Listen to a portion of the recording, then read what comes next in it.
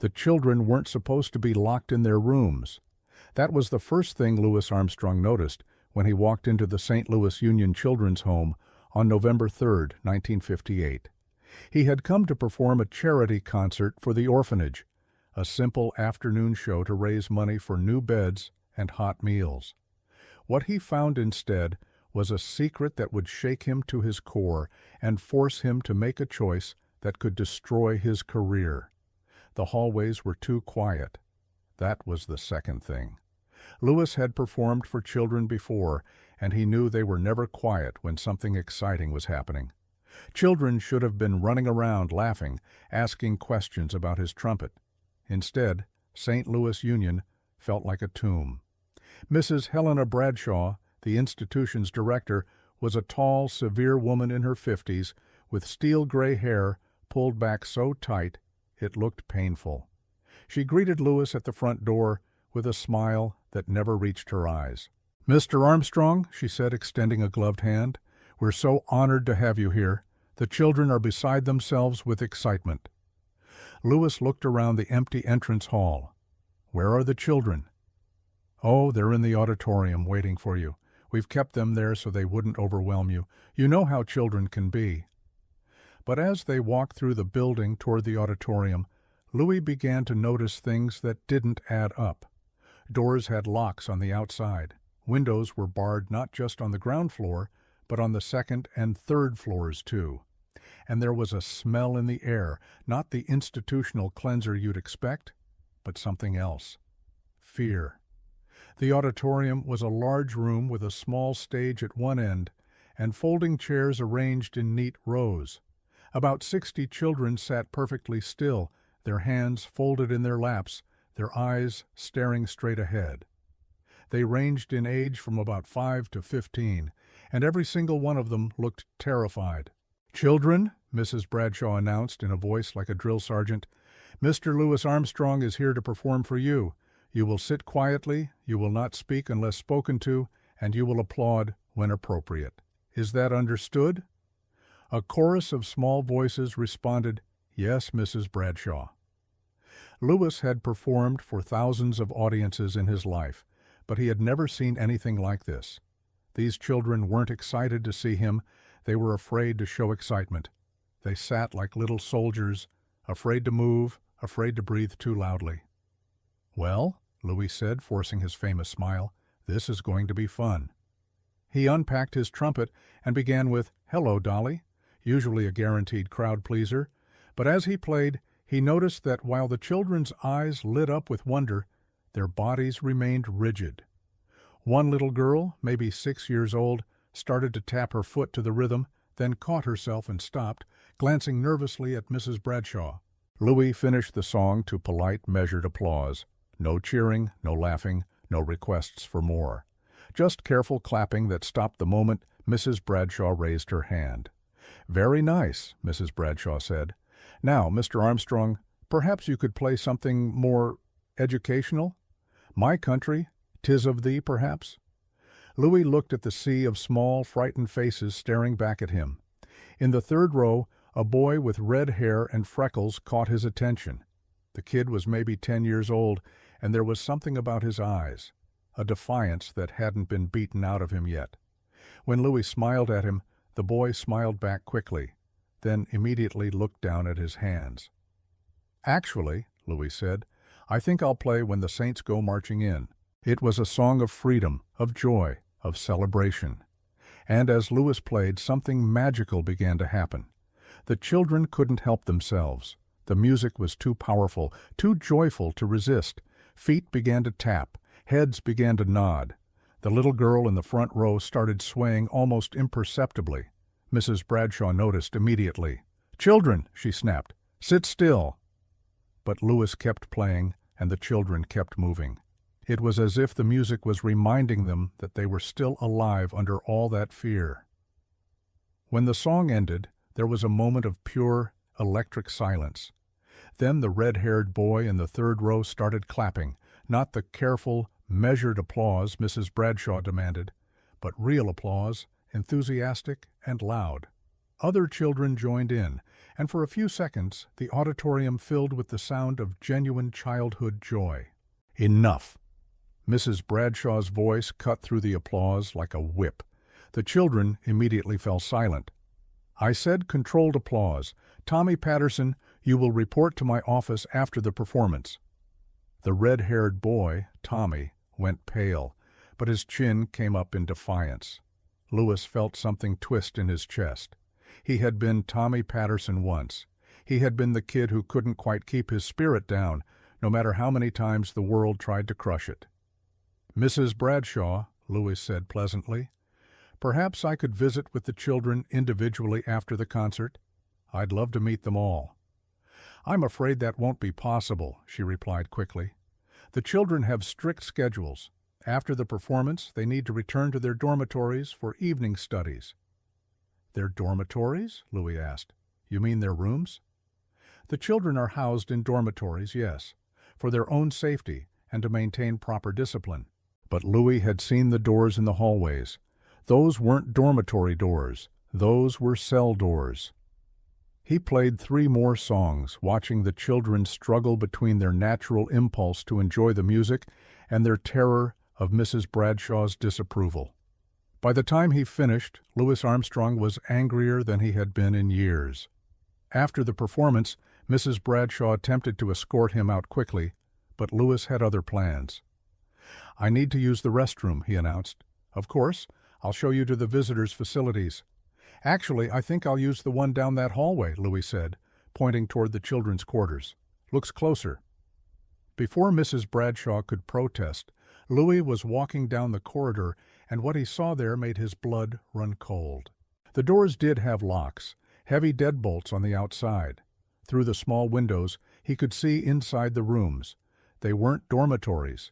They were cells, barely large enough for a single cot and a small table. Some of the children were already locked inside, sitting on their beds in the dark. Mr. Armstrong, Mrs. Bradshaw had caught up with him, her voice sharp with panic. You can't be back here. These are restricted areas. Louis turned to face her, and for the first time in the conversation, his smile was completely gone. Restricted from what? From seeing how you treat these children? These children are here because they're problems, troublemakers. They require firm discipline. They're children, Louis said, his voice low and dangerous. They're not prisoners. Mr. Armstrong, I think you should leave now. But Louis wasn't going anywhere, not yet. He walked to the nearest locked door and knocked gently. A small voice answered from inside. Hello? Who's there? It's Louis Armstrong, son, the trumpet player. Mr. Armstrong? The voice was excited now. Are you really there? I'm really here. What's your name? Billy Thompson. I'm 7. Why are you talking to me through the door? Louis looked at Mrs. Bradshaw, who had gone very pale. Billy, why don't you come out here and talk to me? I can't. My door is locked. I got locked up because I asked for seconds at dinner. The silence that followed was deafening. Louis stared at Mrs. Bradshaw, who was backing toward the main hallway. You lock children in their rooms for asking for more food? Mr. Armstrong, you don't understand the challenges we face here. These children are hungry, Louis finished. They're scared, and they're being treated like criminals for acting like children. He walked to the next door and knocked, and the next, and the next. Each conversation revealed the same pattern. Children locked away for minor infractions, for showing spirit, for being human. Tommy Patterson, the red-haired boy who had applauded too enthusiastically, was in the last room Louis checked. Tommy, it's Louis Armstrong. Mr. Armstrong. Tommy's voice was muffled by the thick door. What are you doing here? I came to check on you, son. You doing all right? There was a pause. Then, quietly, no, sir. I'm not all right. None of us are. That's when Louis Armstrong made a decision that would change everything. He walked back to the main hallway, where Mrs. Bradshaw was waiting with 2 large men he hadn't seen before, orderlies or guards, by the look of them. Mr. Armstrong, Mrs. Bradshaw said, her voice tight with barely controlled panic, I'm going to have to ask you to leave immediately. You're upsetting the children. The children seem pretty upset already, Louis replied. He reached into his jacket and pulled out a small notebook, the same one he always carried to jot down song ideas. But tonight, it would serve a different purpose. "What are you doing?" Mrs. Bradshaw asked.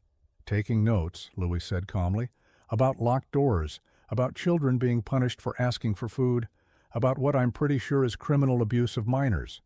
Mrs. Bradshaw's face went from pale to purple. "You can't prove anything, and even if you could, who's going to believe you? This is a respected institution. I have connections in this city, important people who trust me." Louis looked up from his notebook and smiled. Not the warm, joyful smile he showed audiences, but something colder and infinitely more dangerous. "Mrs. Bradshaw, do you know who I am?" "Of course I know who you are. You're a musician." "I'm Louis Armstrong. I've played for presidents and kings. I've sold millions of records. When I talk, newspapers listen. When I make accusations, people investigate." He closed the notebook and put it back in his pocket. "And tomorrow morning, I'm going to make some phone calls to the police, to the state authorities, to reporters I know at the Post-Dispatch, and I'm going to tell them about St. Louis Union Children's Home and about Mrs. Helena Bradshaw and about children locked in rooms for the crime of being children." The silence that followed was electric. Mrs. Bradshaw's two guards shifted nervously, unsure whether they should try to stop a man who had just identified himself as one of the most famous people in America. "You wouldn't dare," Mrs. Bradshaw whispered. "The scandal would destroy this institution. Where do you think these children will go if we're shut down?" "Somewhere better," Louis said simply. "Anywhere would be better than this." He walked toward the exit, then stopped and turned back. "Oh, and Mrs. Bradshaw, I'm not leaving. I'm going to sit in my car outside your front door all night, and if I see one single child punished for what happened here tonight, every newspaper in America is going to know about it by morning." True to his word, Louis Armstrong spent the night in his Cadillac outside the children's home. He had called his manager, his lawyer, and 3 reporters before midnight. By dawn, cars were beginning to arrive: police, social workers, investigators from the state. Mrs. Bradshaw was arrested that afternoon on charges of child abuse and negligent imprisonment. The investigation that followed revealed years of systematic abuse, financial fraud, and conditions that shocked even seasoned social workers. All 60 children were removed from the facility within a week. Some were returned to family members who had been told they were dead. Others were placed in properly supervised foster homes. Tommy Patterson was adopted by a family in Chicago and grew up to become a music teacher. But the story didn't end with Mrs. Bradshaw's arrest. Louis Armstrong used his fame and fortune to establish the Armstrong Foundation for Children, dedicated to investigating and improving conditions in orphanages and children's homes across America. For the rest of his life, he made unannounced visits to institutions that claimed to care for children, always carrying his notebook, always ready to make phone calls to powerful friends. He never spoke publicly about what he had seen that night in St. Louis, but those who worked with him on children's issues knew. They saw it in the way his jaw tightened when he heard about abuse. They heard it in the steel that crept into his voice when he talked about protecting the vulnerable. Tommy Patterson kept in touch with Louis for the rest of the musician's life. Every year on November 3rd, the anniversary of that night at St. Louis Union, he would call to thank the man who had saved his childhood. "Mr. Armstrong," Tommy said during one of those calls when he was a grown man with children of his own, "why did you risk everything for a bunch of kids you didn't even know?" Louis was quiet for a long moment. Then he said, "Tommy, I grew up hard too. I know what it's like to be small and powerless and afraid.